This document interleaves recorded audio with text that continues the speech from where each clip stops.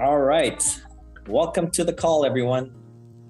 Wednesday night, 10 p.m. Eastern. And if you're in a different part of the world, if it's in the morning, welcome. Good afternoon, good evening. Thank you for joining us. And we have a special call in store for you tonight. And let's see who's in the room first. Let's start. Let me take a look here. All right. So we got myself, we got Renee co-hosting with Breezy, Carlos, Doris. We have AJ in the call. Welcome, AJ. We have Albert, Andy, Brian Carter. Welcome. Good to see you. Chris from Calgary. Welcome, Chris. Clinton Samuels. We have Colette. DeFi Max. Welcome to the call. Dave Mahoney. We have David Jr. We also have Gino. Welcome, Gino. K-Wall from Vancouver. Welcome. Kwasi. Lana. Mabub from Dallas. Macelin. Maria. We have Maxine, welcome. Sanjeev from Seattle. We have Shaw from New Jersey. Welcome, Shaw. It's been a while. We also have Tio. Thank you for joining us, buddy. We got Bernard and Carlos and a few others still coming into the room. Violet just came in, and we have people joining us. Thank you for joining us tonight. You're in for a special night. We are just at the beginning of something incredible, which we think is going to last forever, as long as cryptocurrency is around. And we have taken it upon ourselves to create this incredible platform and be a big part of FSTSwap. So tonight's host, we all know, most of us know, 98% of the people on the call will know, is Mr. David Charles. And he is one of the pioneers of our community.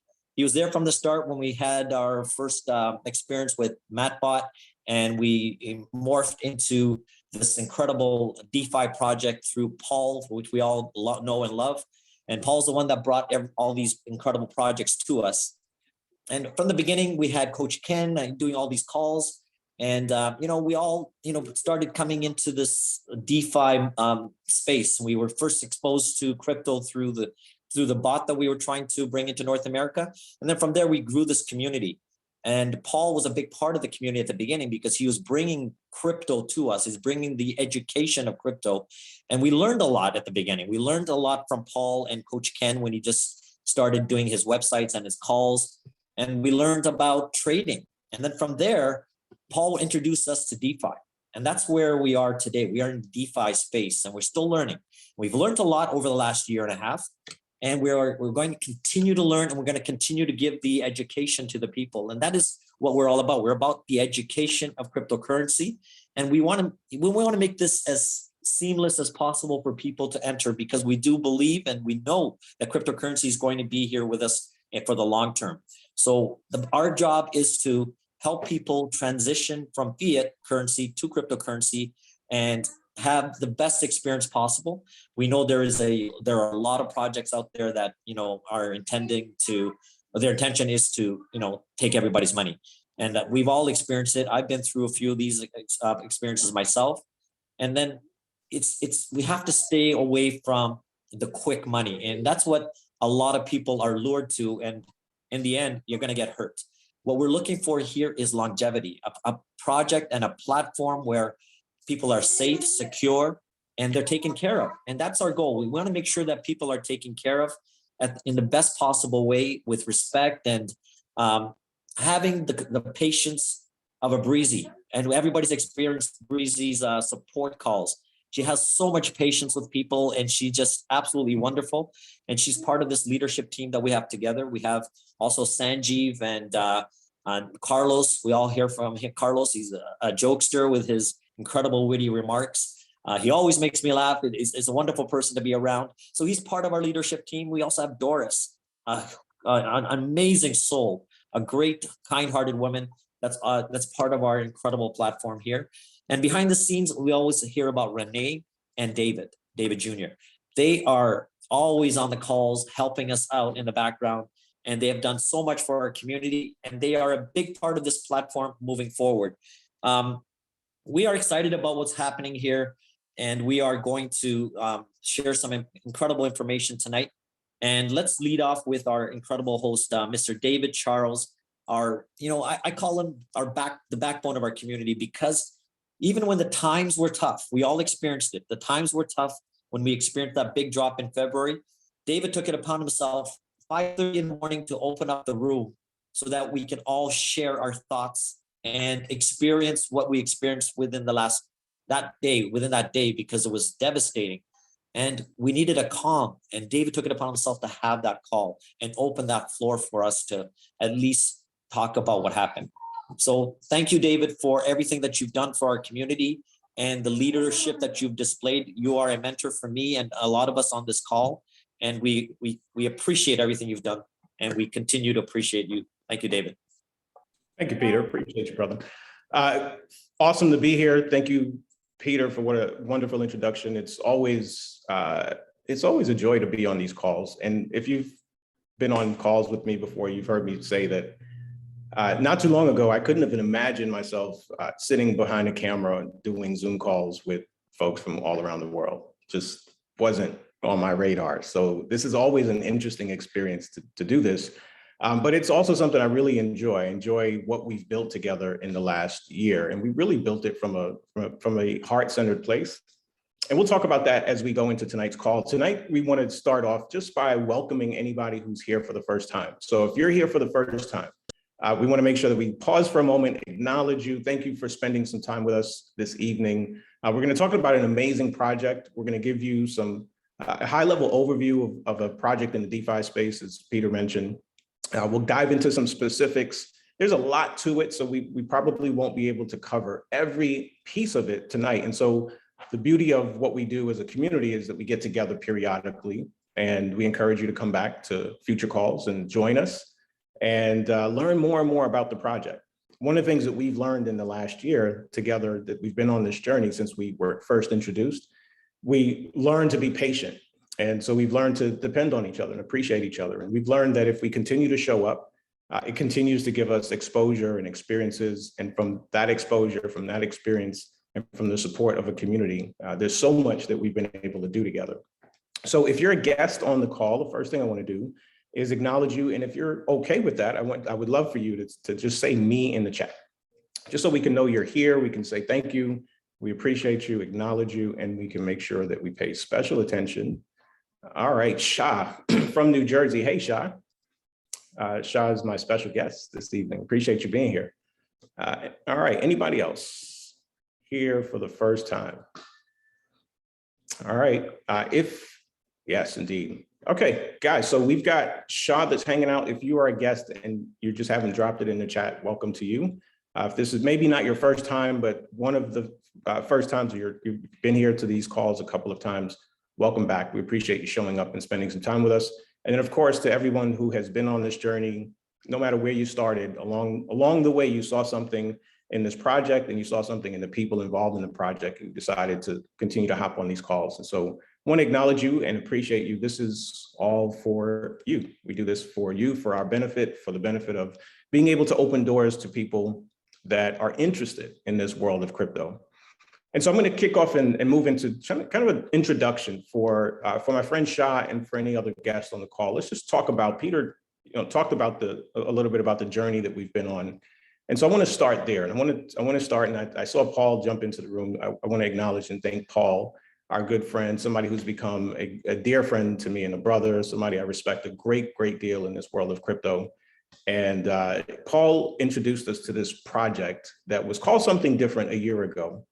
But it really was appealing to us because at the core of it, it represented something that was, for those of us who saw it, it represented something that just called to us. And what I mean by that is, we can go into all the numbers and the specifics, and we will, but what Paul said to us that we saw happening was that there was this community that was engaged around this project. And he taught us this word consensus.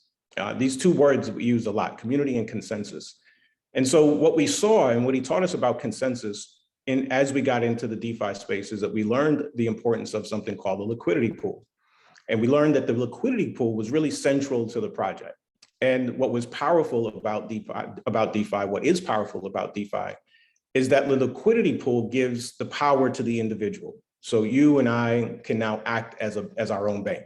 So in the same sense, or in a similar sense rather, that you go to put your money in a bank and you give them the ability to use your money to charge interest and loan it out and whatever it is. And you actually pay them for the luxury of them making money off your money. In DeFi, you get to keep your money. It's 100% in your custody. And so that adds a level of security and safety, even beyond the traditional crypto world. And then you get to participate in these amazing things that are designed for the average person who may not be a sophisticated investor and may not have access to traditional investment vehicles. DeFi opens up this world, and we learned about how our power lives in a liquidity pool. And if a liquidity pool was strong, meaning that it was decentralized, there wasn't a big development team or a development team that held a large amount of the tokens of the project. But if the people held the tokens and it was widely distributed amongst the people, then that really meant that there was power in that liquidity pool, because there wasn't a whale, so to speak, or someone with a large amount of influence who could create some damage or negatively impact the price of the coins in the liquidity pool. So that was really appealing. It opened our eyes to this entire world. And what we saw, and the beauty of the blockchain is this is all documented. You could see this on the blockchain. We could go to a swap and see this project in real time. And so we watched this project grow its liquidity pool, and it was very exciting to us to watch. We decided to participate. We got involved in what we called phase 2 of the project, and we watched this community from primarily from Asia just absolutely mushroom and grow in numbers. We watched them do calls multiple times throughout the day, and then all of the excitement and enthusiasm around the project. We could see a community that was being built by everyday people. It wasn't sophisticated investors that were strategizing in boardrooms, and not that there's anything wrong with that, just that we could appreciate, many of us, that these were people that we could relate to. These are people that have families, they have jobs, they have hopes, they have dreams. And because there was this gathering, they would do these classes and do these calls. And so this gathering of people that weren't necessarily sophisticated investors, but trying to figure it out and helping each other do so, we could see that demonstrated for ourselves, and it really turned us on. And so we tried and really fashioned our own community in the same sense. We understood, Paul taught us about the empowerment of education and how this community was being built around gathering people, educating them, and empowering them so that they could make intelligent decisions, ask smart questions, because in the long run, the project would be better, it would be stronger if we had educated and aware investors. And so we followed in those footsteps as well, and have really focused on education and helping the community and those participating in the project to become educated in all things crypto, and specifically in the world of DeFi. And the project has gone through its ups and downs, like many things do in crypto. We've seen some amazing and historic things. We've seen coins in this project go into the 6 and 7 figures. We've seen just absolutely phenomenal rises. And so lots of millions of dollars in the last 6 to 9 months have been created from within this project and within our community itself. The broader community is 500,000 people worldwide. And a very small portion of it is us here in the English-speaking world, and what we consider the Western world, which is, of course, the United States, Canada, but mostly English-speaking countries. And millions of dollars were created amongst the membership that was participating in this project. And in the last couple of months, we've gone through a massive, major transition going into the next phase. And it was a little bit bumpy there for a little bit. And the beauty of having come through that experience, and I'll be kind of vague about it because I recognize most of us on the call lived through it. So we know the experience. The major takeaway that we got, the beauty of the experience that we got to prevail through together, is that it really gave us a firsthand exposure to the power we hold in the liquidity pool. Going back to talking about how Paul informed us about the power of the liquidity pool. The liquidity pool simply means that I'm willing to take my crypto and I'm willing to put it into a smart contract and then earn fees off of that smart contract while it just sits there. It's out of sight, it's out of mind, it's making me money, it's all passive.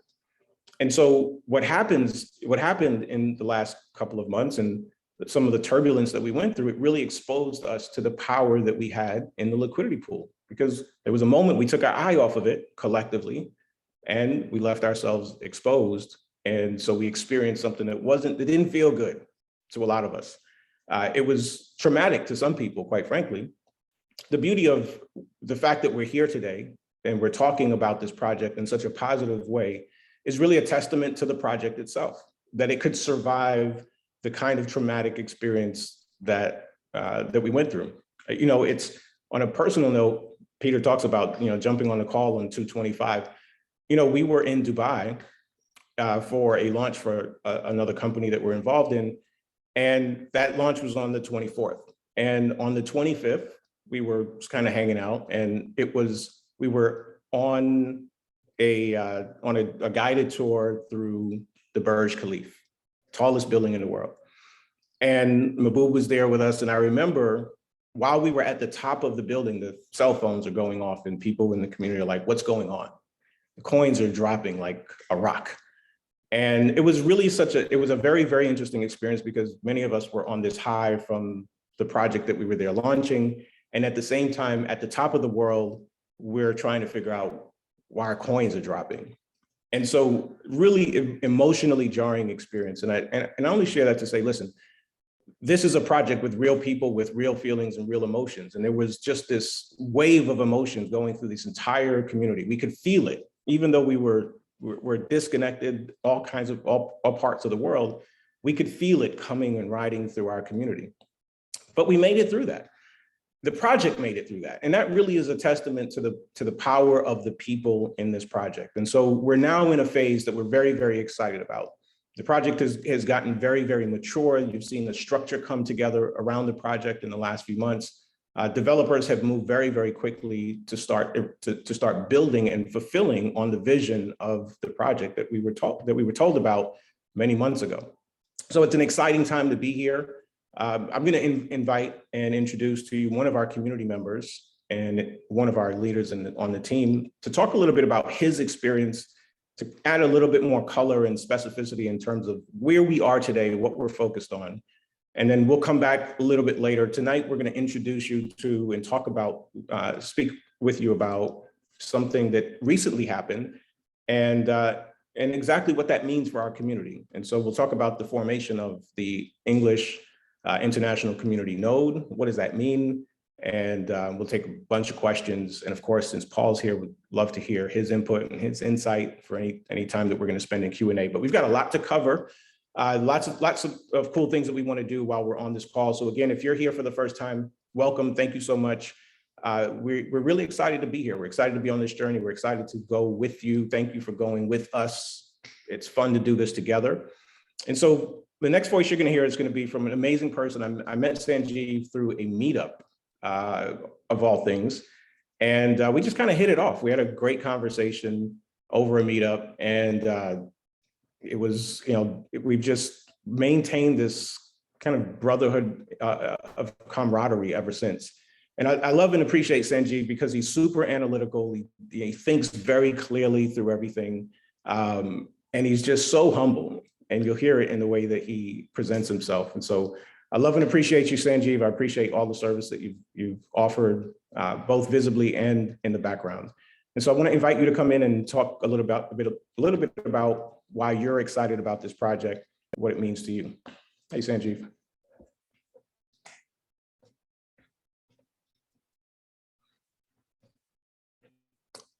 All right, Sanjeev, is he unable to mute? There you go. There I'm you go. able All to right. unmute now. Thanks, David. Thanks for that You're introduction. welcome. It's the feeling is mutual, by the way. When I first met you on that meetup, I'm gonna say almost a year ago. It was Cinco de Mayo. I kind of vividly remember that. So excellent through a couple of other opportunities and other things, right? But just a quick introduction. Many of you on the call know me through different forums. Either it could be Madbot or support calls through Pangu, the previous community, and even including Madbot setting up and some other forums. But just a one-liner about myself. I am always looking to learn, grow, and diversify. That's just who I am, right? So, and that's how I met David in the search of diversifying the portfolio that I have. So my experience, I'm based out of Seattle, for folks who don't know, and hence the background of the beautiful blue water. My background is in project management combined with some of the financials and operations, right? That's what I do for a corporation. I stumbled upon this whole MatBot opportunity, like I said, about a year ago. But since then, I've been learning, teaching myself, obviously with help of this community. More than anybody, it's Paul. Back in the day, it was Peter who was doing like a full-blown analysis of how does the bot work, right? That was my first way of learning it. But those are humble beginnings, I think, in my opinion, for me in the world of crypto. But a year fast forward today, I can tell you something that my portfolio grew 10 times because I bought the coin when it was about $9, the OSK. That was purely based on the trust that I felt from both Paul and David, the few people I knew at the time. And since then, I've been teaching myself with help of Mahbub too. Mahbub taught a few things to me in the world of trading. So combined, right, there's a huge support here. Like I'll give you in like 4 pillars for any crypto. Crypto is different. It's a very fast moving. It's do your own research. You probably heard about that. It's a high risk, high reward investment opportunity, right? There's no two ways about it. There's very few forums that exist like this. When I say forums like this, you don't get to invest in a coin and go on a Zoom call like this. I'm yet to find one. It's been a year, I'm looking for one. You never get to see these people talking to you, telling you or explaining, right? Educating you in its own ways. You invest in a coin and that's it. You just wait for stuff to happen. Or you just find out stuff very unique, right? It's the community. That's one of the pillars of any crypto investment portfolio. Whenever you're looking at it, when you're picking, choosing, it's the community. Number one. Number two is what is the stage of what's the stage in which the project is? Is it completely grown, or is it early stages? Because when it's early stages, you have a lot of room to grow. So that's what I call the stage of a project, right? Is it your entry point into the market? The third thing is the narrative. What are the narratives about this company? What does the roadmap look like? Where are they? Who are the people behind this? Who are they associated with? This is so important. That's the third pillar. And the fourth and the most important one is obviously the things that are happening. What are the volume? How many people are in it? Is the coin going in the right direction, wrong direction? What is it? Is it with the trend, outside of the trend? Is it adapting? Is it competitive? Like today, we're very competitive to one of the few swaps out there, which is Uniswap, PancakeSwap, name a few, right? So there's quite a few. They're very competitive. We're growing. The integration is seamless. The documentation is present. It's very black and white, right? So obviously, there's just like any other opportunity, there will be times and there will be aspects of an investment that you don't have a full clarity on, but you always have majority of it answered. Do you see it growing or not? That's the question you always want to ask yourself. And I love this community because all of that they just laid out, the 4 pillars are the research that we do by ourselves, sitting behind the computer screen.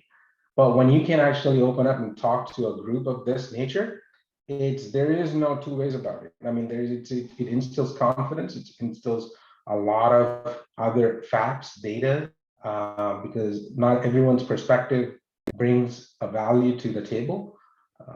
But yeah, that's pretty much. I'm extremely thankful to be part of this community, and I'll continue to serve and be part of it. So yeah, that's all I had, David. Back to you, Peter. Thank you, Sanjeev. You heard from Sanjeev way out in Seattle. It's far from me, but it's the other side of North America. But thank you so much, Sanjeev, for your input. And we did see the first video that you created with MatBot when you first started out with us. And you have grown so much and become a big part of our community. And I saw you come on the support calls, and we appreciate all the support that you've given. And it's about the community and I want to go into a recognition. Every one of our calls, we want to do some kind of recognition for our community members. So I'm going to first bring in Breezy, and then Doris will come in.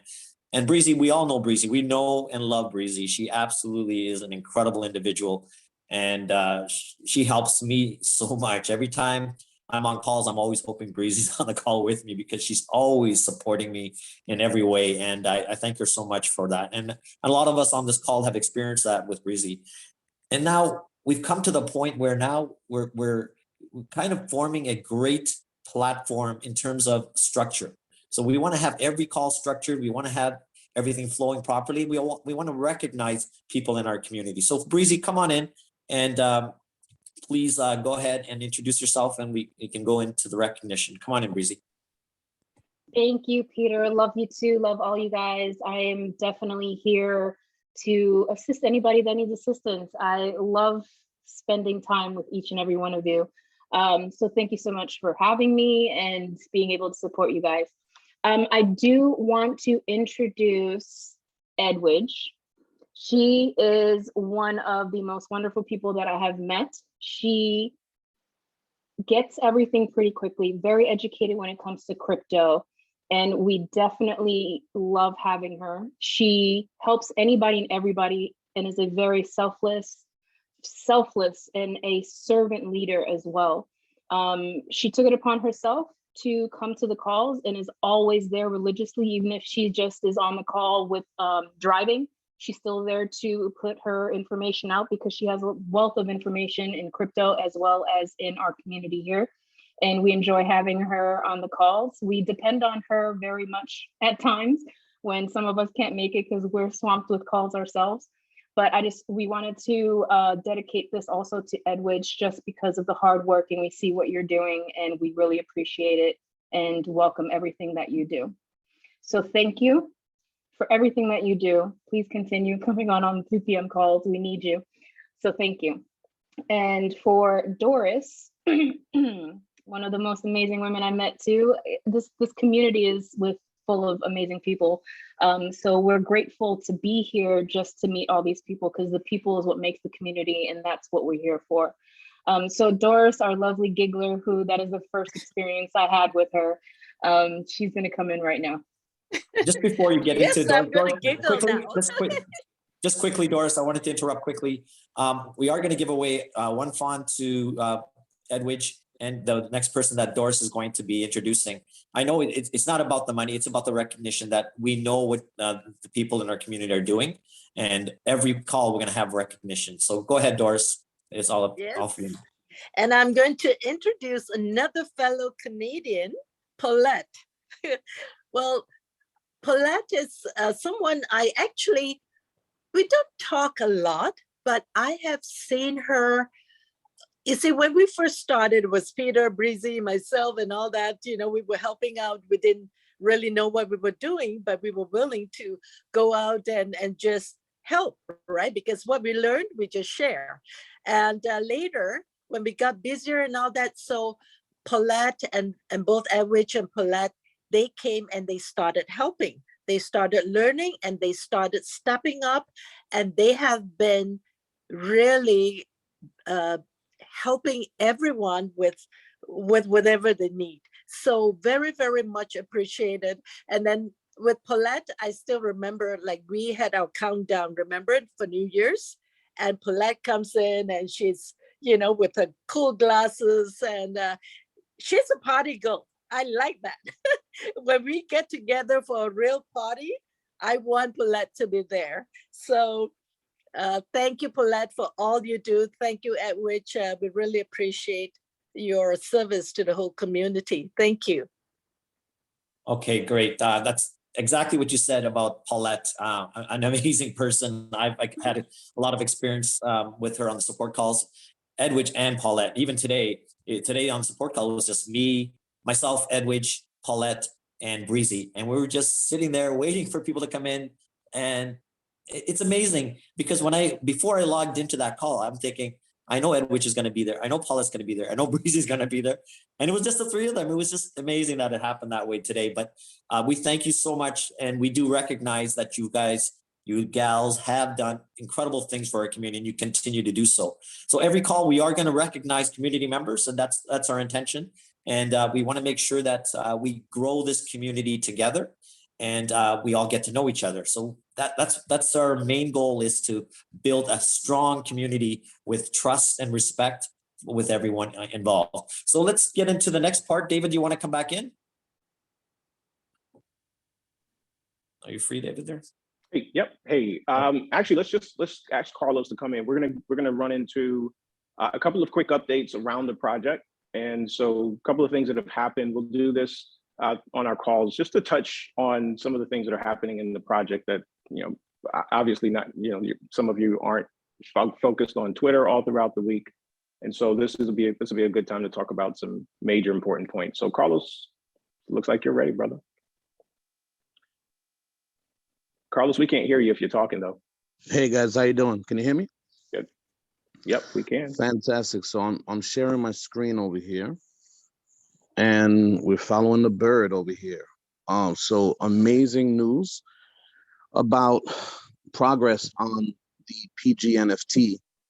Obviously there were only 20,000 PG NFTs to be given out, and not everyone was gonna be able to have one, but we sure tried. We really tried to get one. So those of us that were lucky enough to get one have already seen that we've got some airdrops given to us, and then this is the art that's being updated. This is, as you can see, it says 2 days. So this happened 2 days ago. You can see 1,498 people already liked it.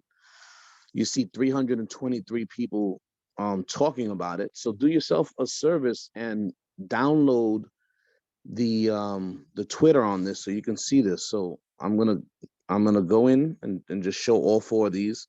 Very detailed, very cool stuff. You know, you see they took their time with the art, with the details. It's really cool. So this is progress on our PG NFTs, and there will be more to come. So just, you know, follow the bird and make sure that you guys are updating yourselves. You know, you owe it to yourself to stay on top of your own investment, right? So make sure you follow that. All right, guys. All right. The other thing is the fact that this happened, right? So determination of PG NFT synthesis, right? It's June 1st. We were all told to make sure that it doesn't make sense to keep your your PGNLZs. Wait, where is it? Termination of PGNLT. Sorry about that. So your PGNLZs were we were told to make sure that we terminate, you know, sell all of our PGNLZs, right? So hopefully everybody did that, because the synthesis of that bridge was going to close and it was going to be over for us, right? So that's about it. So the 2 updates are the art and the fact that it's June 1st, and we should have sold all of our PGNLZs already. All right. So So Carlos, just on that note, is there still a market for it? People can still sell whatever they have, even though we can't synthesize the PG NFTs, the NFTs? Last I saw, I went to Tron today and they were at 34 cents. Okay. So I'm pretty sure you can still sell them. You know, maybe you could sell them for Tron, maybe you could sell them for USDT, whatever you have, just sell them, because it doesn't make, you don't want that to plummet. You know, it's already at 34 cents. Like I sold mine at 44 cents. That was April 29th.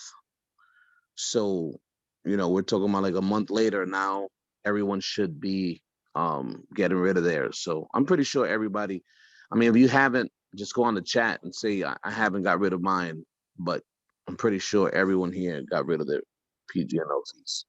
Yeah, so we advise everyone to sell them as quickly as possible. We don't expect that price to go up any further, because there's really no value anymore, because we're not synthesizing as of today. We're not going to be synthesizing the NFTs. Awesome. All right. With regards to the Panda NFTs, that was one of the questions. We are still working on getting information on that. That's as far as we have. That's the information we have as of right now. But just think about the fact that we are going to have an NFT market, and Paul touched upon that on some of the calls. We are going to have an NFT market where we can bring in different NFTs into this market and then have value grown because of the trading of the NFTs. So that's going to be an avenue for those pandas that were originally formed in November or December last year. They're going to have some value when they're brought into this new NFT market. So we are going to encourage Rod and Matt to place them in this market. I know they are on OpenSea, but this is the market that we're attached to in terms of that collection. So once this market opens up, I do see value coming from that. So that's the update on that. We will get more information. Once we get more information on the NFT market within the FSTSwap platform, that's when we'll see a lot of different NFTs being displayed. And I will make sure that I inform Matt and Rod to place those pandas on that NFT market. Okay, so that's the update on that part. David, did you want to touch upon the next few things we have on the agenda?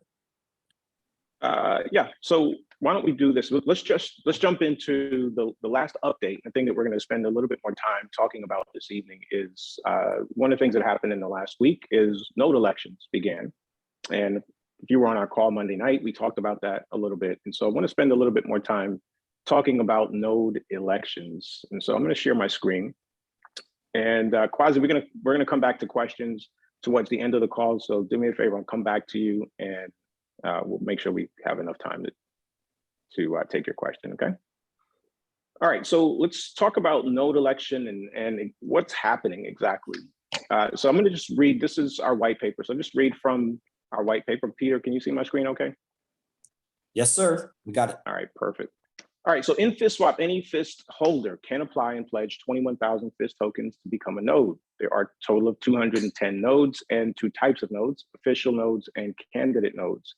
Official nodes are the top 37 positions and hold a larger percentage in decision-making and reward earnings. Candidate nodes hold a 30 to the 210 positions and have a smaller percentage of decision-making power and mining reward earnings. All official nodes and candidate nodes have the right to initiate proposals to modify FSTSwap network parameters.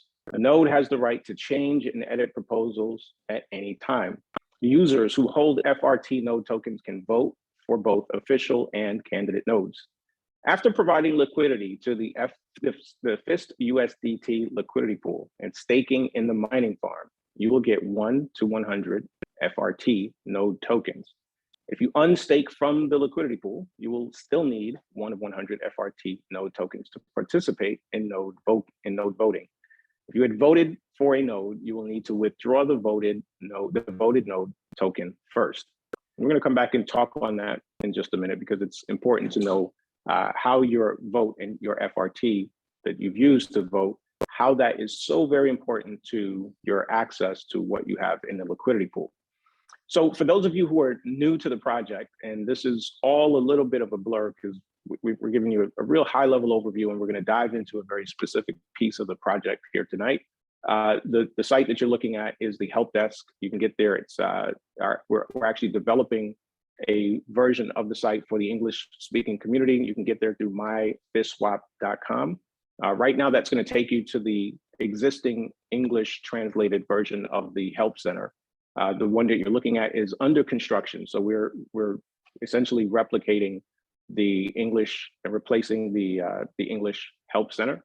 And so we're excited to be able to do that for the project. So this is still under development and it will go live here shortly, but MyFSTSwap will take you to the existing English translated help center.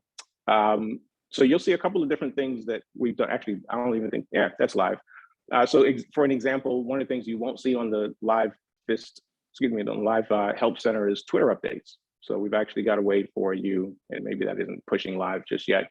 There you go. So for those of you who may not have Twitter or aren't comfortable navigating your way through Twitter, so we'll do cool things like bring in official updates from the Twitter channel.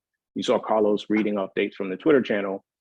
Twitter has become the place where we get updates. It's where the development team, the official development team for this project, releases updates. And so one of the transitions we've made as a community is that everybody has access to the updates and the information as they come in real time. So that's really exciting. That'll be part of the help desk and lots of other cool features that will get added here as well.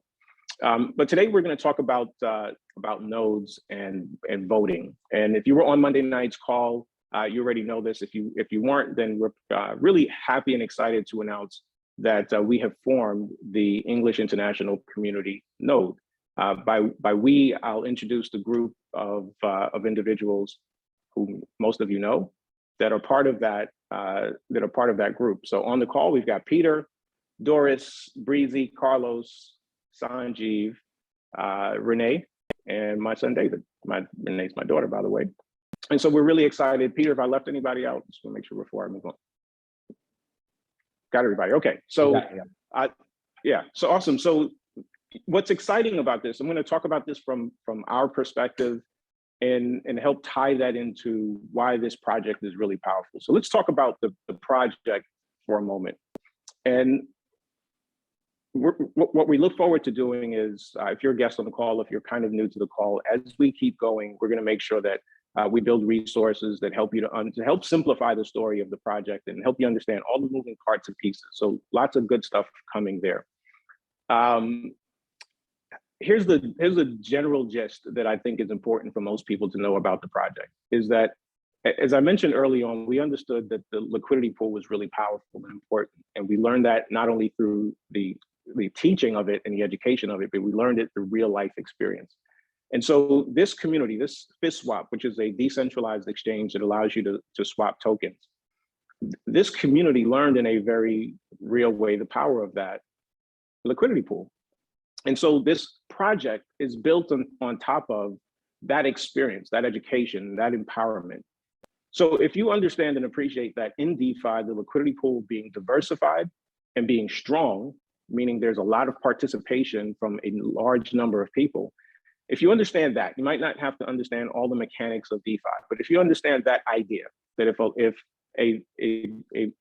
a large number of people spread all over the world have consensus that they're willing to put their money in this bank, and that bank pays them in all these different ways, it rewards you for doing this activity, and in return, you get other tokens that then have the potential of going up in value.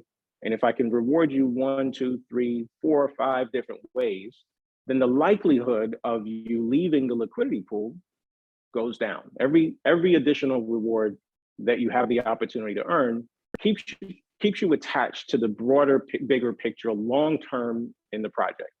So if you understand and appreciate that, that's essentially the premise that FSTSwap has been built upon. And so the first few phases of how we got to where we are today was really establishing the foundation of that community and building a community that understood, appreciated, and behaved in that way. And you can see that in the size of our liquidity pools today. We have some of the largest liquidity pools in all of DeFi.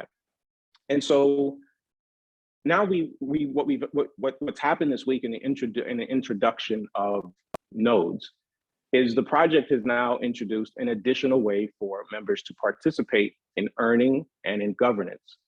And so nodes are going to serve a couple of different important parts and components. And so that's what's happening in the community. Let's talk about what's happening with us and why we made the decision to become a node. So as we've talked about, and as Peter opened up the call and we've been doing this thing of trying to figure it out and trying to help other people figure it out. We've been doing that for some time now. And it's been a labor of love for the most part, because the building of resources and the tools and the time and the effort and the energy and all the things that so many people give to help a community have something that it can rely on and rest on, and a structure that it can build itself around. All of that takes resources, whether it's the human resource or the financial resource or a combination of both. And so we've been doing that really on our own in pursuit of creating and keeping something that was bigger than any of us. And so what's exciting about nodes, what was exciting about it for us, is that it's an opportunity in a project that we care deeply about where we can leverage the success of the community and the success of developers who have built this project in a way that rewards the behavior that continues to feed the project. And so nodes are one additional layer of how we protect the liquidity pool. And if you understand what we just read, I'm going to go back to it and make sure that we all understand. So you're gaining FRT by participating in the USDT FIST pool. It's the only pool that you can get FRT from. We talked a couple of times about why the FIST USDT pool is the most important pool in the project. And so this gaining FRT, which gives you access to another earning channel by placing it with nodes, it gives you access to a voice, a voting power within the governance of the community. So now you've gotten another anchor that keeps you tied into the liquidity pool, because now you have something that spits out more FON at you. And FON is an amazing project, an amazing token that is really based on the future of where this project is going. And so the big picture for those of us who are new or guests on the call is that right now the project is focused around a decentralized exchange that runs on the Binance Smart Chain blockchain. In the future, this project will evolve to having its own blockchain. And it will be an incredibly competitive blockchain. And the FON token that we're mining today will be the native token of that blockchain. And so what we've experienced, what we've seen come to life before our very own eyes was this decentralized exchange didn't exist when we first saw this project. It was an idea, and now it's live and it's functioning and it's creating millions and millions of dollars. There's millions of dollars passing through it every single day. It's an amazing economy that is happening within it. And we get to participate as we put our funds into our crypto into these liquidity pools. And that FIST USDT liquidity pool is super important to the stability of the project. So when you gain FRT, you now have something that you can decide how you want to use it. And there is a financial benefit to it. Now, so there's that mechanism that keeps the participant, the folks that are within the FSTSwap ecosystem that are dialed into it. Here's another reason to stay put. To just allow the liquidity pool to be your long-term place where you just put your crypto and you know, Mahbub used to have a saying, just go into a coma, just let it be. And so the nodes are a really powerful part of that. The flip side of nodes is that there are communities. The reason, as we've talked about from the beginning of this call, is the reason why this project has grown such an amazing foundation over the last couple of years is because it's been formed by these micro communities all around the world, mostly in Asia. And a community needs resources to be able to do its best work. And so the node, the node structure allows a community to tap into the resources of the project, of the decentralized exchange, and utilize those resources to further grow the project. So it's a really beautiful structure as we see it start to unfold. And so there's the design of the node system is such that there are 210, but only 37 get to earn the big rewards. So what does that mean? It means that it creates a competition. It means that it creates a sense of needing to push, a sense of urgency, a sense of I've got to go get something in order to get a return of the effort that it takes to build this thing that we're doing. And that's what we signed up for. That's the thing we signed up for. It required 21,000 fists. So amongst our group, 21,000 fists were put into a wallet. And it means that there's 21,000 fists that's not earning in all the different ways that this project could earn. So there's a tremendous potential missed opportunity. When you decide to become a node, you're saying, I'm willing to take a significant investment and I'm willing to set it into this wallet. And I'm going to go to work so that I hopefully get the benefit of being in the top 37 so that I can use those resources to further grow the community. So the beauty of this project is you've got competition amongst nodes. You've got power within the nodes because now there is the interest of how do you attract voters, because the way you get into the top 37 is by people voting for you. So now you've got an interest to connect with, serve, and create community around people. It feeds itself in this really beautiful way. And so for us, it was, here's an opportunity for us to be able to continue to do the work that we've desired to do, we've wanted to do, but just costs a lot of time and energy and resource. And so now here's an opportunity, and we wanted to give ourselves the opportunity to do that. And really more than that, we wanted to give our community the opportunity to benefit from that, because it's not just us. We acknowledge two amazing community members in Paulette and Edwidge, and to have watched these women mature over the last few months has been amazing. But it's really just part of the beauty of the experience that we've been on together. We all have just grown up in crypto, and we continue to. And so we want to be able to acknowledge and encourage that kind of engagement and activity and so forth. And the way that the node system is designed helps us to incentivize that. And so that's what we signed up for. And so we're excited about it. There's a lot of work ahead. Our intention, our vision, the reason that we decided to take on this journey. Yes, is there a potential financial benefit? Absolutely. There's a huge potential financial benefit in being one of the top 37 nodes. We're excited about that. We're in pursuit of that for sure. And what that means is that there is plenty to share, and there's plenty to encourage growth within the community. And we'll talk about some of those ideas here in just a moment, and then we'll open up for some calls, for some questions. Our vision is, Paul has said something to me over and over again. And he's like, the opportunity in FSTSwap isn't just FSTSwap. He's like, you got to be able to see that it's so much bigger than FSTSwap, that it's what's coming through it that's the opportunity. And as I'm beginning to really understand and appreciate it, what I want to encourage us as a community to see is that if you think that this project is exciting right now, if you think that it was exciting 6 months ago, we haven't even begun to see what the potential of this project is yet, because we just can't see it. We don't know what we don't know, and we can't see what we can't see.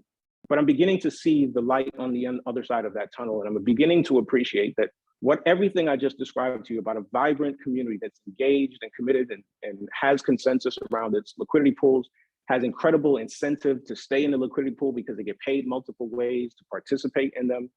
That community is incredibly inviting to developers. Somebody that's got a coin or a project and they want attention for that coin or project. Paul, we've said this over and over again for the last year.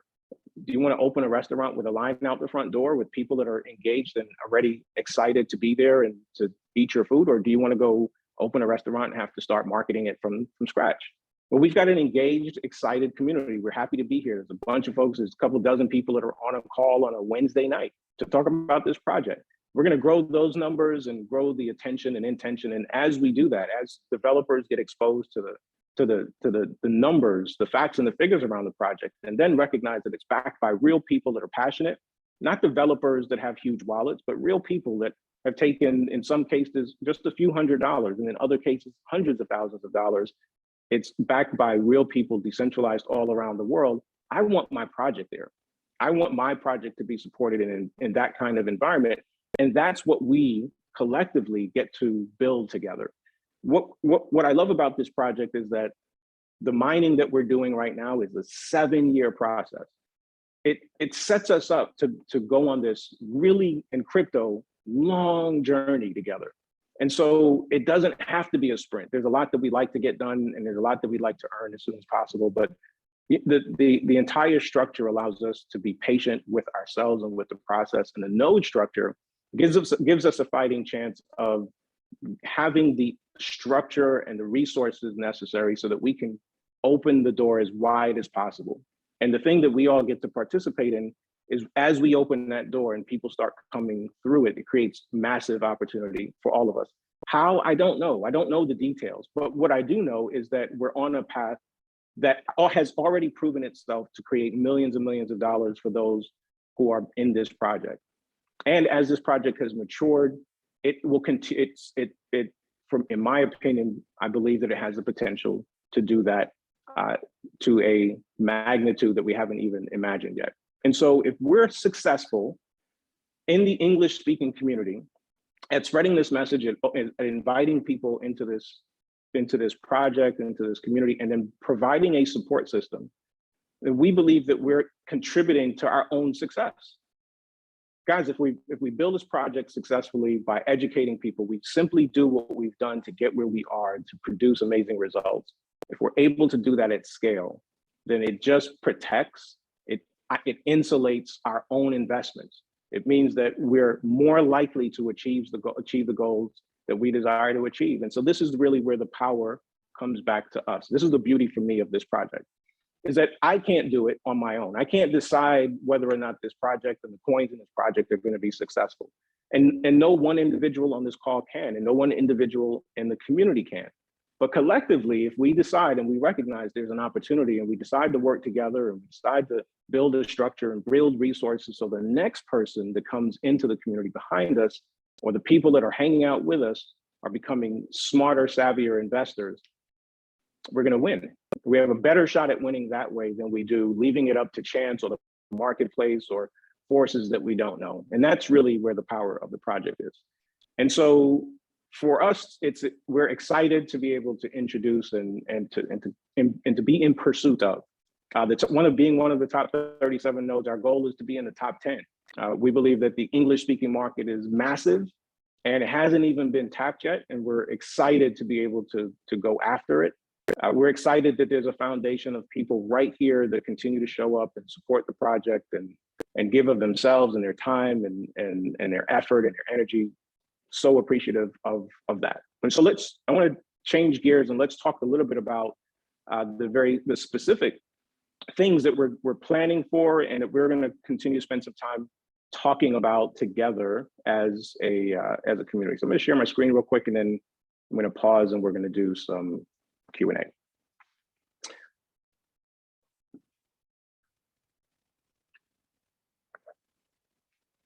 All right, so the English International Community Node. The purpose of the English International Community Node is to bring awareness of the FSTSwap ecosystem and its coin trinity, OSK, FIST, and FON, to English-speaking communities worldwide.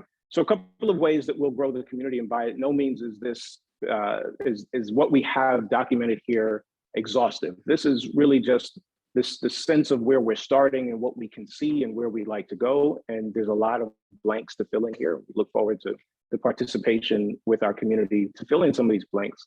You'll notice that there's a lot of places where we need you. There's things that just need the community members to participate in. And so we'll provide a platform for participants to easily understand the project and how to participate.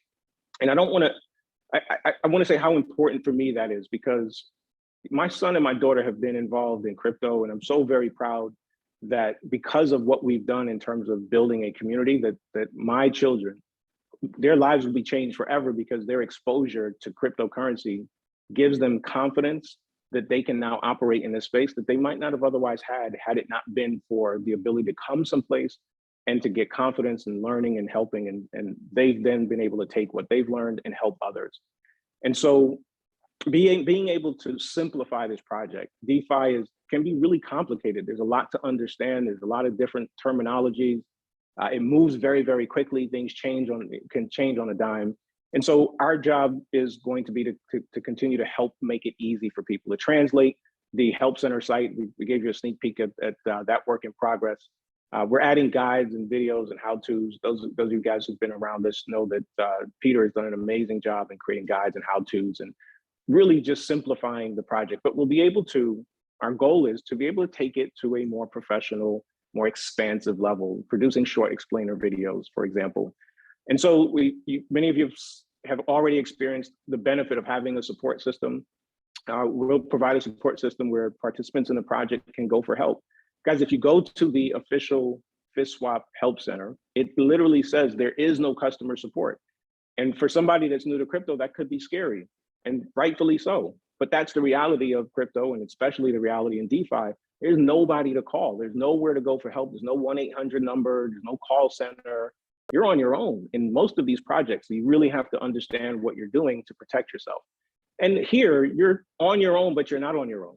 You're the decision maker, you're the investor, but there's a support system. And so we want to be able to continue to provide world-class support, live support calls as we've been doing, Of course, there's a Telegram room where people can come and ask questions and get support. We're exploring the idea of a ticketing system. That's a possibility as well, maybe live chat. So there's a lot that we can do. But as a great foundation, what you'll realize is that we've already been doing what works to build community and add value to community. So as a node and as a successful node in the top in the top earning positions, it gives us the ability to build this kind of infrastructure. Marketing and promotion is really important. So we talked about why nodes exist, to spread the word of the project and its all of its benefits. And so there's an incentive to do that because you want to and need to. We know that we've got to attract millions and millions of dollars into our community and then take care of those people that are bringing those millions of dollars. You can't just bring them in and leave them alone. We've got to be able to support them if we intend to be successful. So that support piece and simplifying the story is really important first, so that when we're out there and we're marketing and promoting and we're bringing new people to the project, they have a chance at being successful. They have a chance of getting empowered and getting information that helps them to grow in the project and invest in more and more pieces of the project. One of the things that we've all experienced is that we started focusing on one coin, then it became a second coin and a third and a fourth. And so now we have multiple assets. Some of us have, half a dozen or more assets within this project. That's how a project becomes successful. The people that are participating just get more and more invested. And so they're not going anywhere. We're not going anywhere. All right, so in terms of marketing and promotions, we'll do weekly giveaways and rewards to the community. We wanted to get that kicked off this week, just to acknowledge the folks that are contributing and then to do fun stuff. We've done some giveaways before, so we'll do some fun contests and giveaways and things like that. The things that we'll need from the community that will be amazing is helping to tell the story, is the human story of FSTSwap. And we really I've tried to spend some time this evening telling the human side of the story. We can spend a lot, and we will spend a lot of time talking about the technicals of the project, but the testimony that only another human can relate to are so important. And so we'll actually we'll ask the community members to participate with testimonials, content production, writing articles and videos. All of these things that we have listed here, the intention is that there's revenue generated by the node that allows us to then compensate members, participants, community members for the work that they're doing. So now there's something in it for you. Saturday I did a training call. It's always funny because I did a training call this past Saturday, and I asked the question whether or not there were people on the call that qualified for what I asked, that had done a certain activity. Very few people answered. And then when I got the answer and I gave away some money to the people that answered, all of a sudden there's a few dozen people that are ready to participate. It's just human nature. What's in it for me? And so we want to be able to address that reality of human nature, that people respond to to being incentivized, to being compensated, and as they should be. And so we want to be able to do that. Compensating people even for attendance, for adding to hitting goals in a liquidity pool. All of these are amazing ideas that we're looking for ways and opportunities where our community members can participate and get rewarded. We're looking into hiring and developing somebody into a community manager. The word develop is important because, of course, they have to understand the project, become passionate about it. But having somebody whose time and attention is focused on engagement, driving engagement on our Telegram and on our live calls, so that new members are able to have somebody that is overseeing the rooms and the spaces so that there is attention where it's needed. We'll incentivize our Telegram moderators, incentivizing call hosts and co-hosts, support call hosts. All of these are activities that are successful, that require us to continually do in order to be successful in growing our reach. And so if we can incentivize those of you who would like to participate in those areas, then we have a good chance of being able to grow a nice foundation there. We'll look at building a number of social channels, developing a catalog of professionally designed project explainer assets, videos and flyers and so forth, things that you can use while you're out talking to your friends and family, that you can use to share. Hire influencers to talk about the project. So an incredibly powerful thing that we can do.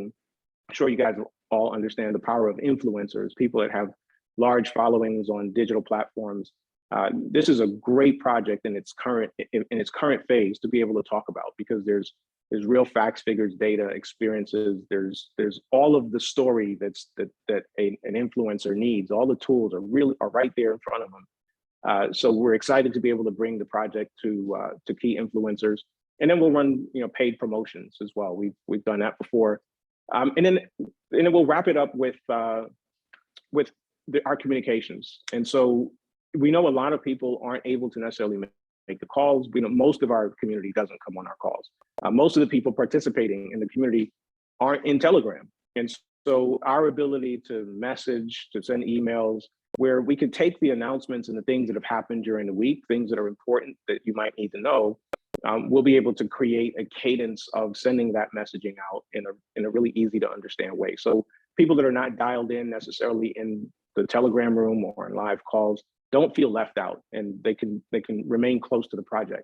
Why is that important? Because things change fast in DeFi. And again, if we're going to be successful, we've got to do it together. And so if something changes, our ability to create messaging to everybody else that's participating, hey, we had a real life experience that came up just a little while ago when the bridge closed 7 days early, right? So our ability to send messaging very quickly and to be able to get response from the community is going to be important, so that when things pivot and when we need to make decisions together, we're able to do that. So this is just kind of a little bit of a framework of what we're working towards. It gives you an idea of some of the work that goes into being a node, managing a node, and we're excited. So very specifically, we are going to ask, and I want to address the financial aspect of things and kind of how and how to participate. And I want to ask one thing. So a couple of months ago, before the 225 event, we talked about, and around the 225 event, there were a lot of questions around our liquidity pool. You guys remember OSK was going up, and there was a question, am I missing out on potential profits being outside the liquidity pool? Should I stay in the liquidity pool? And we kind of did this dance, and there were a lot of questions around it. And one of the things that I'd say often is, if everyone in the community were just like me, or if everyone in the project were just like me, what would the liquidity pool be? And the idea behind the question is, you've got to make your own decision. But if everybody comes out the liquidity pool, we know what happens. The project fails. And then we almost came to a point where the project failed. And that's because collectively as a community, we took our eye off the liquidity pool for a bit. And so thankfully, because we're decentralized and we're people that believe in the project, it is stronger today than possibly ever. And so the same question applies for us here today. Today, we're not in the top 37. So we're not in a position to generate revenue to pay for all of those amazing things that we're talking about doing.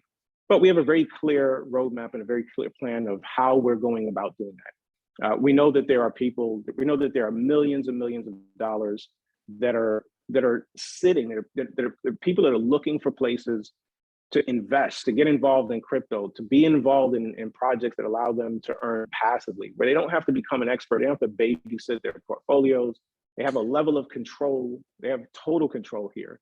We know that exists. And so part of the ask that we have for all of us is, let's go grow this community. Because if we do our part, then we all have a better chance of being successful. And if we do our part and we really and if we really open the door in the English-speaking world, then the opportunity that exists for you, and specifically in terms of bringing projects, there are going to be people that you meet. Guys, the world that you know today is going to be totally different than the world you know tomorrow. People that are building businesses in the physical world are going to be building crypto projects 10 years from now. And so part of the opportunity that we're building for is the opportunity of tomorrow. We're building our own blockchain.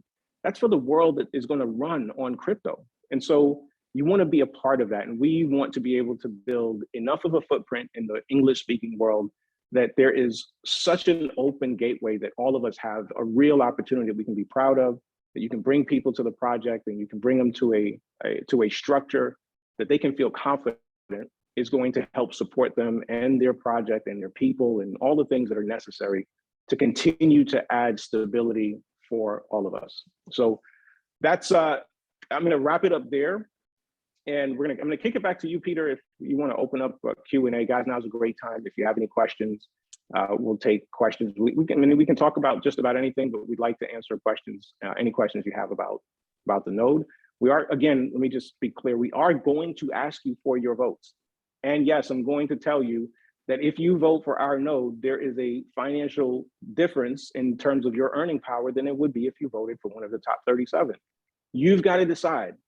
Is it important to you to get the money today and earn from voting from one of the top 37? That's the decision. God bless you. Go do that.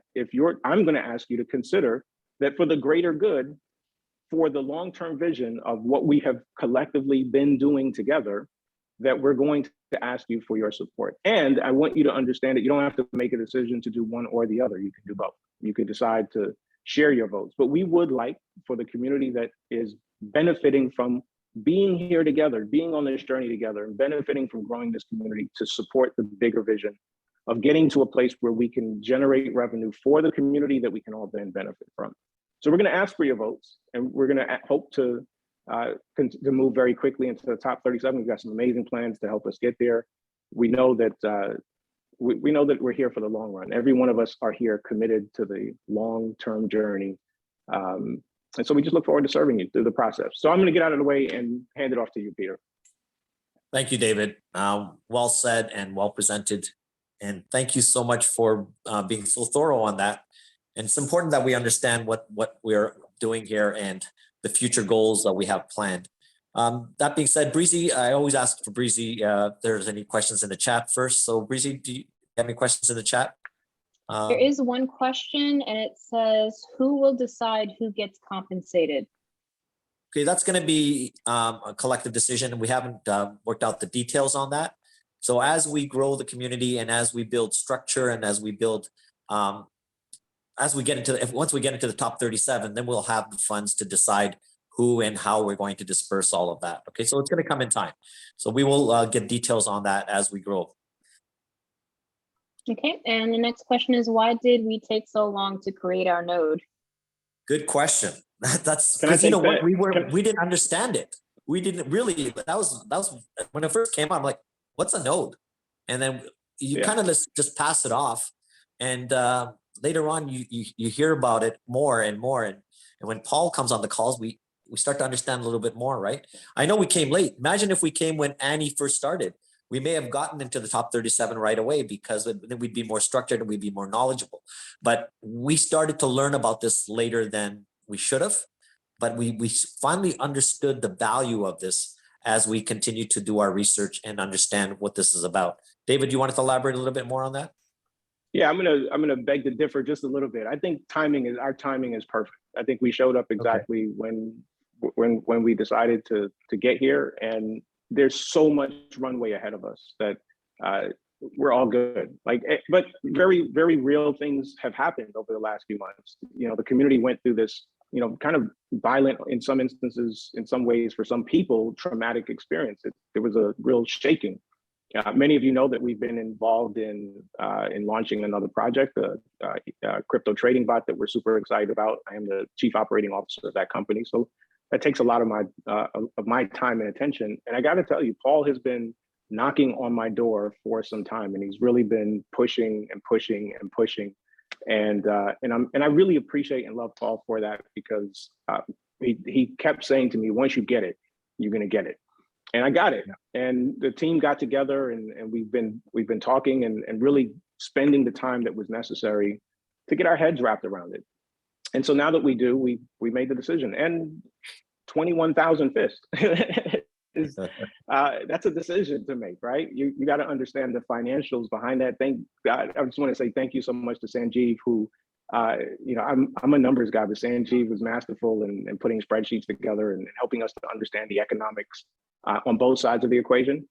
But 21,000 fists is a sizable commitment. That'll hit the pause button for a little bit before you pull it. But just real life, there's a lot going on in the world of crypto. In this project, we wanted to make sure that we were clear about what we were getting into, and we weren't just chasing a financial opportunity. So we knew going into this that we might not hit the top 37. So that meant that we were going to put up 21,000 fists and that's a that is a financial opportunity cost that is sitting parked in a wallet. That's no small task. It's no small decision. I'm really proud of the team for the commitment that everyone has made. And once we decided to make the commitment, we're here, we're all in. So I don't think we're late. I think we're right on time. And to elaborate on that, whether we became a node or not, we'd still be continuing our calls. We'd still be giving the education. We were not going to stop, guys. So the fact that we decided, you know what, let's put some resources together and try to create this node, and hopefully we can get into the top 37 and be recognized. And one of the things that we learned on one of the calls we had today was there are 13 nodes that are part of the PG family, the Pangu family that existed prior to the nodes being set. So 13 nodes, and we're one of the 13, and we just started. So we are going to be recognized by our Pangu group that is all over the world. So slowly they're going to hear about us, the English-speaking node, and it's English international community node. And there's an advantage to being a part of the Pangu group, and they love the Western world. They want the Pangu group or the FSTSwap group to grow in the Western world because of the fact they've already established a huge community in the Asian market. Now it's our turn to grow it here, and it's going to only benefit everybody in the Asian market as well, because we want this community to be millions and millions. And that's what's the strength of having nodes, is that we can have direction, we can have purpose, and if we can strive to be in a certain position, we can actually have some funds to work with. So we are going to work hard. We're committed to this. Like I said, even if we did not have the node, we'd still be doing the calls, we'd still be educating everyone. So that's important. Let's open it up for questions. Breezy, any more questions in the chat, or is any? I think Kwasi had his hand up earlier on. So Kwasi, you're more than welcome to come in if he's still on the call. The other question while Kwasi raises his hand, and we'll get him, is when will the voting end? I don't think the voting will end. I think it will continue. You will, because people are going to come into the community by putting into the FIS USDT liquidity pool, and they'll get their FRT, and they will get to vote on one of the nodes, that one of the 210 nodes eventually. So it's going to be an ongoing movement in ranks. So some people will be in the top 37 certain months, and then they may move out of it. So that it's going to be an ongoing, I think, ongoing voting system and ongoing voting movement. You can place your votes on certain nodes, and then you can actually move it over to some other nodes after as well. We have Carlos with his hand up. Please, Carlos, come on in. Hey guys, how you doing? Can you hear me? Absolutely. So the other thing I wanted to say is, it's not all monetary. It's about the big picture of these nodes having your voice, having your back, and having the same mindset of the direction of proposals that'll be put forth. There might be a time when someone says we want to concentrate more on FIST for the next 3 months, and then you have an OSK holder or a FON holder saying no, you guys done enough for FIST, let's concentrate on OSK. And obviously everybody is going to push towards what they have more of, right? So if we are all in this and we have more OSK, and we find out that through these calls that we are all holders of more OSK, then we're going to vote to have OSK push for the next 3 months instead of FIST, or to have FON. We're all going to talk together and say, hey guys, by show of hands, who has more FON than FIST, and who has more OSK, things like that. If they're going to move to, what if they just say, hey guys, for the next 6 months, we're going to concentrate on the PG NFTs. Now, granted, there might be 10, 20, 40 people that have NFTs here. What about the other 150? Are you represented? We want to have the chance to represent you. We want to have the chance to, since we're talking on these calls with you every day, since we're the ones that are supplying support for when you guys want new wallets, and you guys are, Breezy's helping you out, Doris is helping you out, Peter's helping you out. Since we're the ones that are helping you out, it's only natural to say, hey, I mean, I'm looking at a bunch of nodes up there and I'm like, there's some nodes that are with Chinese letters, right? Yeah, they have great APR. I don't know who they are. Can I call them to ask them a question? Can I call them for support? Do I know, are their interests in line with mine? I can't even ask them if their interests are in line with mine. I'm just looking at the APR, or I'm just looking at how many people they have, or I'm looking at how many votes. Like they say, everybody likes a winner. There's a lot of people that don't watch the NBA finals, but they'll buy the hat of the champion because they're the champion. So they'll just buy the hat and jump on the bandwagon. But are they addressing the concerns of the questions we have, So it's bigger than monetary. It's about support. It's about, sticking together, and it's about basically everyone having each other's backs, So that's just my take on it, That's about it. Just want to share that. Thank you, Carlos. I did lose connection there. I missed a little bit of that. So Breezy, other questions, or is Kwasi coming in? Kwasi. Let me see where he's at. Kwasi, did you still have a question? Did you still want to come in? While we wait on Kwasi, there's a couple of questions in the chat I want to address real quick. Servant of God asked a question about how can we feel safe voting when nodes if we're still concerned why our coins, OSK, Fon, and FIST are dropping and not aligned with the entire FSTSwap project. So, my answer to that is, I think if you step back, and this is just in general in the crypto space, is, if you're looking at it at what happened in the last day, last 7 days, even the last 30 days, the picture is very different than if you look at it over a 3-month or a 6-month period.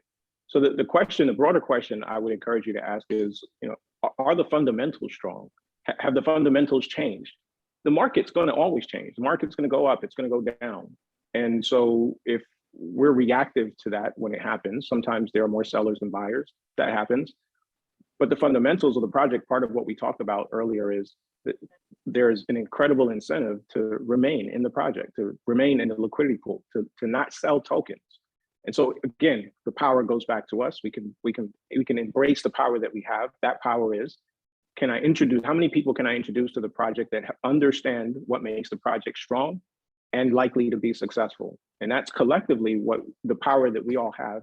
And as a node, what we like to do is create a structure that gives you tools and resources to be able to better do that, so that it then helps all of us to better secure the project. So there's certain things that are out of our control, what the marketplace does, and there are certain things that are in our control, how we introduce people to the project so that they don't come in with the mindset of making quick money off of buying and selling coins. We want them to be able to put their funds in the liquidity pool and be here for the long term, mine with us for the next 7 years.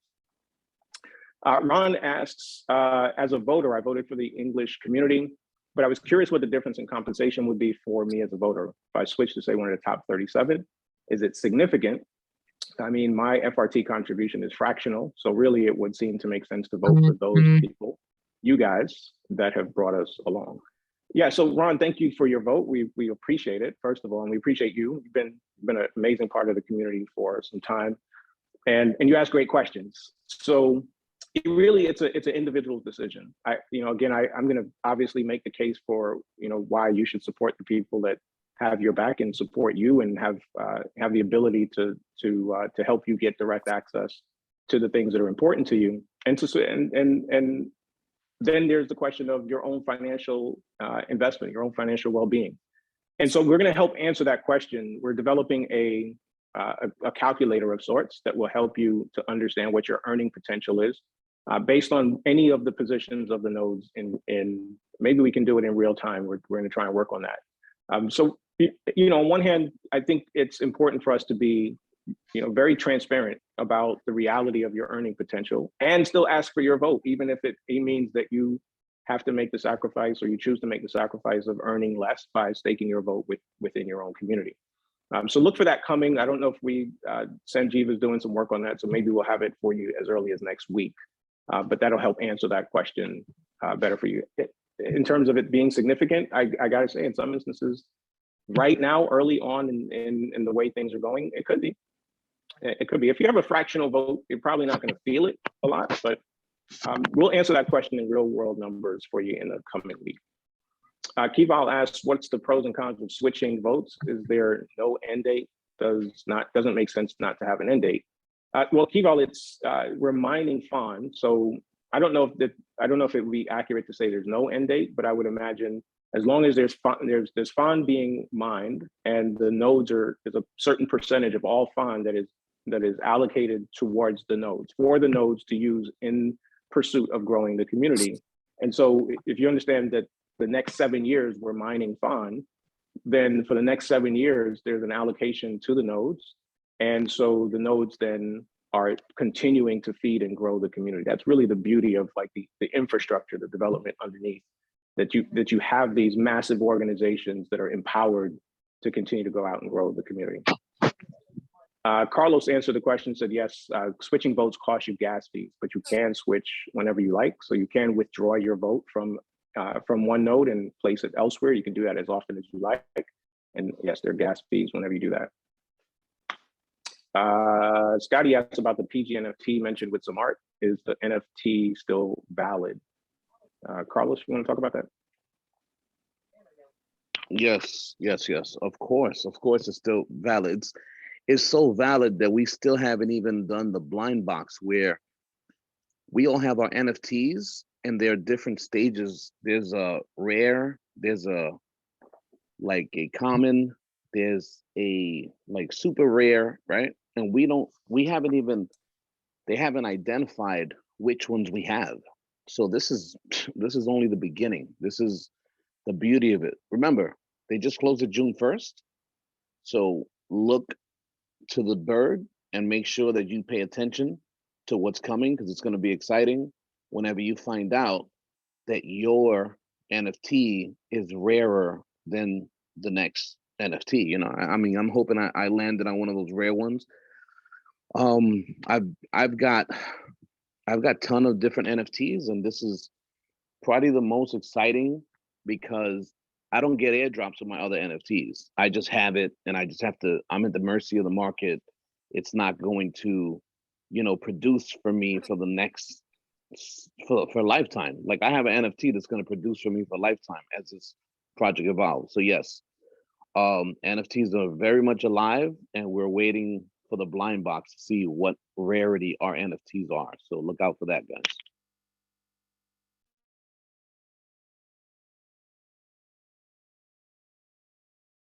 Next question, guys. Nope. Yeah, sorry, I got Kwasi. Come on in, Kwasi. Yeah, I just want to know if there's any news about the movie NFTs that we bought, about the David Chan's movie NFTs that we bought, because it's silence about that. We haven't heard any news. Yeah, we discussed that on some of the calls here. Paul says just to be patient and wait, because once the developers have, they know who holds these NFTs and they're locked. The OSK is locked. That's the information we get. They're locked into the movie NFTs. It takes time for those movies to develop, and then once they get into the market, that's when the profits will start coming in. So Paul was saying that just be patient. We'll get more news on that as time goes on. News of the NFT market is key here, right? So once that NFT market is created for this community, that's when you're going to see the value of your NFTs. So even those movie NFTs will have value in this market once it's created. So we just have to be patient on that, Kwasi. It's a good question. I have those movie NFTs myself, so I'm waiting for that as well. So this, I think we'll get more information in the next few months as everything gets more developed in terms of the NFT market, which is going to be coming out. And I'm excited about that. The NFT market is going to create a big stir, and And like I mentioned earlier, we'll ask for the pandas to come into that market. We can bring other NFT projects into the market as well. It's going to be like another OpenSea market. OpenSea is the biggest platform for NFTs. And then this will be another marketplace for NFTs. And we're excited about that. So, Scotty, come on in, Scotty. Yeah, hi there. I do own a PG NFT. So how do you know if it's a rarity, or how do I follow along, or how do I even know what value it is? That's I don't understand how that works. So Can you explain that? Yes. So Peter, I'll take this. Yes. So please. right now they haven't done the unveiling of it. So like I bought a grandpa at the grandpa club with Ethereum, right? So I bought it and I didn't get an unveiling for weeks. I was like, what just happened? Like I put my money into Ethereum. I waited. What happened? Where's my NFT? And I was going crazy, panicking. And they wait till a certain amount of people are in so that they can start unveiling to everyone. So since they just closed this June 1st, which is today, to them it was yesterday, right? So they're one day ahead. And one thing that I could see that's a common behavior with these developers is that they'll take one thing and then they'll just finish it off, like the fawn. Like I'm happy that the NFTs are coming, but I'm so much happier that we're able to mine free fawn right now. So that was a big thing they had on their plate. They said they were going to do it. They delivered. They said the nodes were the next big thing on their plate. They said they were going to do it. They delivered. So we're right now in the middle of finishing getting fawn. Then we did the voting with the nodes, which is in process.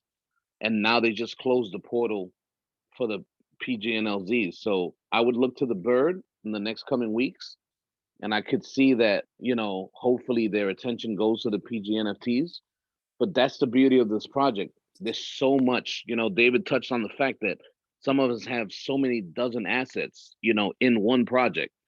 So we have a movie NFT, we have the PG NFTs, we have FIST, we have OSK, we have Fawn. I mean, this is like the gift that just keeps on giving, Yeah, that's exciting. Yeah, Frank. So does that answer your question? Yeah, I guess I wasn't sure with what had happened in the past, and so I was just curious about. Yeah, it answers my question. I got another question. Is this meeting going to be like every Wednesday night? Like we're going to meet and update? Absolutely. So start as soon as we get off this meeting, start coming up with questions for the next one. We're going to have the next one on Monday. Actually, we're going to have one on Thursday at noon. So we'll have one at noon on Thursday.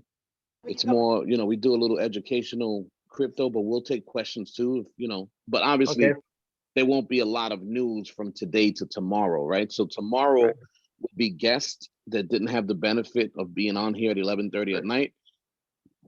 So at least they get to come on at 12 noon so we could address the entire community. Right. Okay. Well, this Wednesday night be like every Wednesday night at 7 o'clock Pacific time. Okay. Excellent. Does Wednesday work for you? Because if it doesn't, we'll change the whole structure. No, we just that'd be great. I'll make it work. I'll make it work. Thank you. Awesome. I think we got Frank. Thanks. Frank has a question. Thanks for your help. Thank you, sir. Hey, Carlos, Frank. how's it going? Fantastic. I just have a simple question. I'm trying to understand, we, as the nodes, is a vessel to provide service for the community. And it's saying it's going to provide service for those who are working. So just to be clear, when the node, you're raising money, who's raising that money? Is it the people that are mining? Is that where the funds are coming from? The node is collecting. Remember, we get a percentage of the node gets a percentage. I think it's 18%, right? So we'll get a percentage of that entire fund that's mining, right? So since we set our node right now it's 75% for the sole purpose of having extra money to pay the community for engagement, for involvement. You know, we truly want to get the word out. You know, if you're getting on Twitter and you're sending us snapshots, if you're on Twitter and you're killing Twitter, you're killing Facebook, you're killing Instagram, WhatsApp, then that's showing that you are engaged and that you are getting people in. And we want to reward that. You know, if you come I on appreciate here, that. My question is more focused. You know, I'm a killer anyway. That's my, you know, I come with that pedigree. My focus is this. I'm trying to ask, see, the money that's mining is from all of us participating, that's providing the funds. Is that correct? So let me take that one really quick, Carlos. Hey, Frank, this is Sanjeev. So the way the smart, how are you doing? All right. Excellent. So the way the smart contract is written is that there is about 15% of the fund that's generated. Every block goes to the developers and 85% to the community. Now, in that 85%, there is about 82% that goes to the voters and 18% goes to the node. So to answer your question, the node is generating money even if we like it or not, right? So for lack of better words.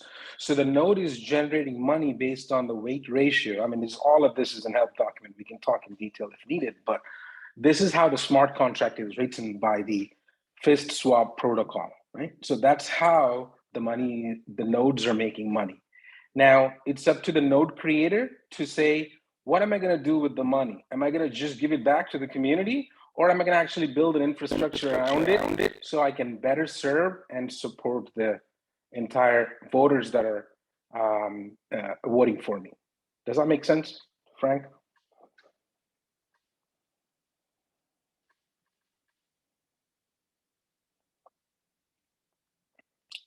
But that's how the node makes money. I hope it makes sense. They finally let me unmute. No, I understand the breakdown.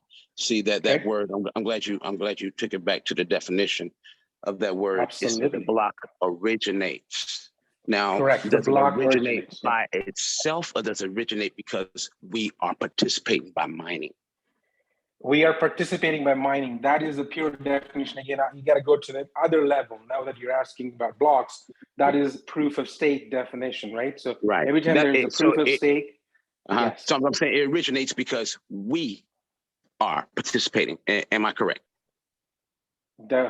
Yes, whoever there is in the community. Yeah, absolutely. Okay. And the reason I asked that question, so the devs are not coming in with a separate pool. If they need to use it, they don't have a separate pocket that they're coming in. That's coming off of our participation. Absolutely, yes. And then the block takes that and divides 15%. That 15% I was asking about in the previous call. That goes to the team, and you get, and that's the part we have no control because you decide. But what I was saying was, when I was saying you're standing on my money, that's still my money. There's no separate wallet. So it's very important for us to make a decision when we vote to make sure that you are servicing the community. I like your layout. It looks very good. I hope we stick to it. But I just want everybody to understand how everything operates so that you can move smoothly and protect yourself. So that's all we're clear. It is your money. So everybody feel strong, and you will be helping the community help you if this is what we're doing. That's a good thing. So I'm glad you understand what it is. I'm glad the breakdown. I know the 15%, the 82%. I understand that. I just want to be clear. That we are this. And I don't want anybody to get overwhelmed by any dev. You are the power. Thank you. All right. And all of this, the numbers that I'm calling out are in the help documentation. And the developers are going to get their share no matter what, even if you like it or not. So that's a completely different topic. But the nodes also get a certain amount of money if we like it or not, right? There's a ratio. That's where the ratio, weight ratio, and all that comes into play. But I'll shut up, but because I can be extremely technical. But yeah. Thanks, Carlos. That's great, Sanjeev. Thank you. We do need that technical side. I'm a little bit lost on some of that, but we do need that from your expertise there. Thank you so much. And Frank, thank you for the great question. It's all about safety. You're right. We want to make sure everybody's funds are safe. And we want to provide a community where people get educated on this. And coming to these calls, just hearing Sanjeev talk about how everything is split up, you're learning, I'm learning. So amazing. Thank you so much, Sanjeev. Are there any other questions? Does anybody else in the chat have a question there, Breezy? There is a chat of, is voting transparent? Can the nodes see who is voting for them? Okay, so we are able to see the transaction hash that comes in. So it is anonymous. You're not going to see your name or anything like that. It's a transaction hash that comes in for the node itself. So if you wanted to track it, we'd be able to track it. If you said that you sent your vote, we can track it through the transaction hash, and that's on the blockchain, the BSC scan. I think that's what it's called. That's Sanjeev. Is that correct? Where we see everything.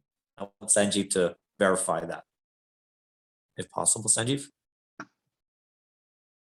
He might not think be he's able on the to. call. Yeah, it's totally transparent. So the answer is anybody can see it because it's happening on the blockchain. Beauty of the project and being in crypto is it's visible. And like Peter said, no personal information gets attached. So visible yet private. I want to go back real quick to AJ's question. I know we've been on the call for a while, so let me grab AJ's question and we can wrap up here. AJ asked, can you offer examples of how the node may help future projects or developers launch new projects? And so thank you for your question, AJ. AJ and I actually had an opportunity to talk this week. And so I'll use your example. So AJ's got a son who's in the music industry. And we didn't talk in detail about it, but let's take this as an example. And so we talk about, we've talked over the last few months about how the world is moving into crypto. We've done calls talking about all these different ways that the blockchain and crypto are coming into play in traditional industry, music industry, television. Obviously, we learned a lot about that through OSK, television and film, and entertainment in general. And so, how does the specific question is, how does a node help future projects? Well, we know people like AJ's son, who's in the music industry. As the industry matures, is going to move more and more and more towards blockchain and crypto. And so, how does a person who may be just getting started, may not have developed a community, but has an idea, has a vision, wants to launch it?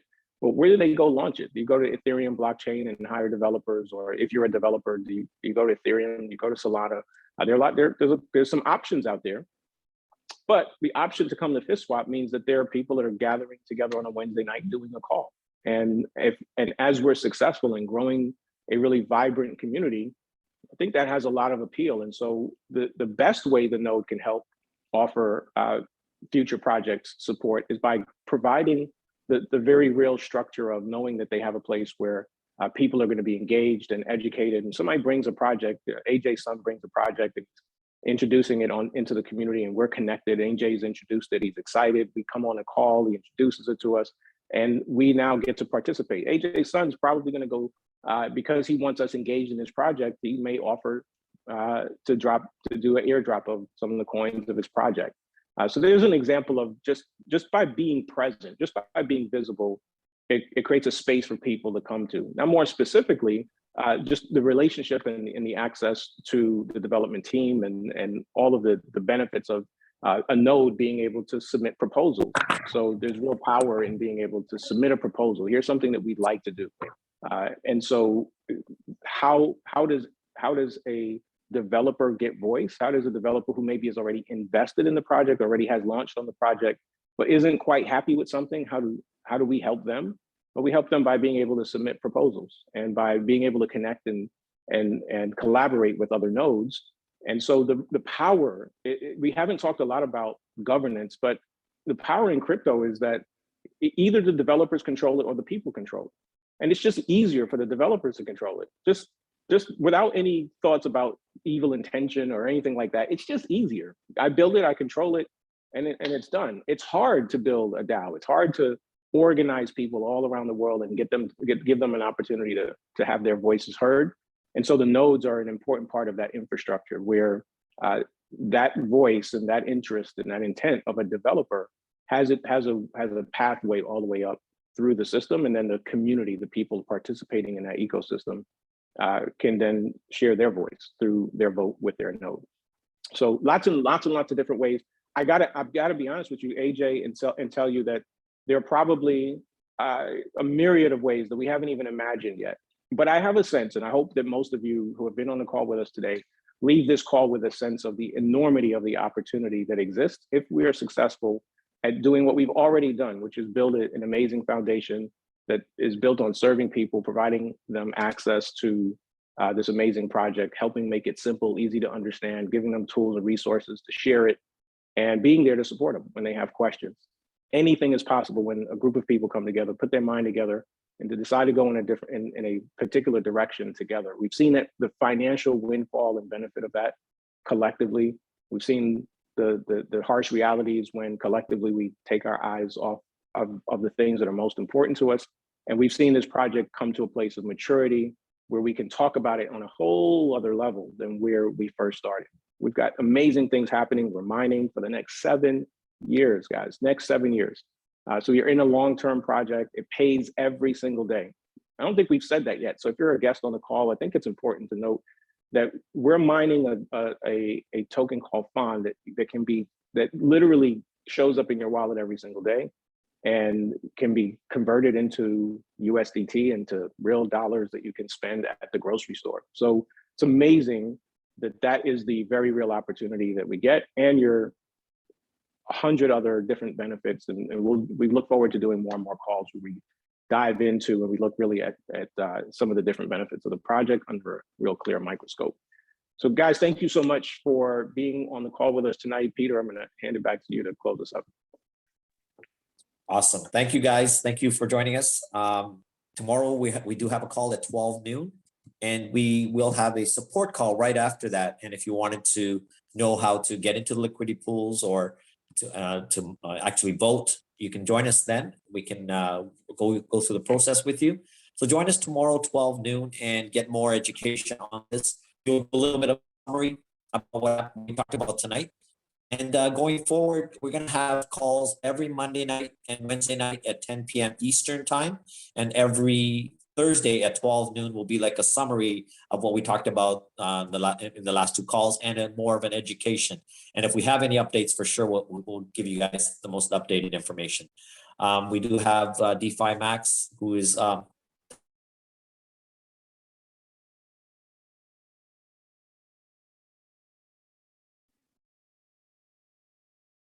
Uh-oh, I think we lost you for a bit there, Peter. I'm not sure if Peter's going to make it back, so why don't we just go ahead and say goodnight?